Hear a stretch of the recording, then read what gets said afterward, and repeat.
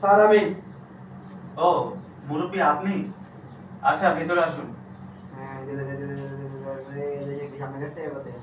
আসসালামু আলাইকুম স্যার। ওয়ালাইকুম আসসালাম। এই এই মুরব্বীকে এক টোপলা মাংস দিয়ে দিন।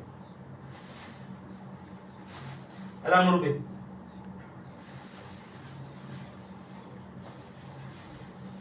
কি ব্যাপার, কি দেখতেছেন? যান। স্যার কটু মাংস দিবেন, দেখ হইব না। তো কটুক মাংস দিব, যতটুকু দেওয়া কথা ততটুকু দিছি, পুরো বড় দিয়ে তুমি ল বড়লের জায়গা। স্যার আমি তো বল চাই নাই। প্রতি বছর এই কোম্পানি আমার 5 কেজি করে গোস্ত দেয়।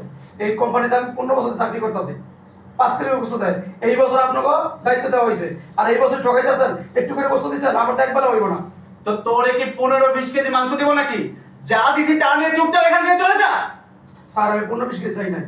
কোম্পানি 3টা করে কুরবানি দিছে, আমাকে 5 কেজি করে গোস্ত দিবেন।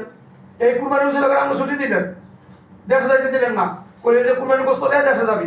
এই গোস্তটা সামনে আর রইলাম, আর এখন দিতেছেন 1 পা গোস্ত। আগে যদি জানতাম যে একটু গোস্ত দিবেন, গোস্ত করে উষ্টা মাইরা দেশে যাইতাম না, বউ কোনো ঈদ করতাম। ফাজিলের বাচ্চা ফাজিল। এই তো মাংস কি করছিস তুই? যেটা দিছে এটা নিয়ে জানতে যা, চিড়ে চুল বুঝতে যা। না আমি যাইতাম না, আমি যাইতাম না। আমার 5 কেজি গোস্ত দিতে হইব, তারপর আমি যাবো। 5 কেজি গোস্ত লাগবে তোর না?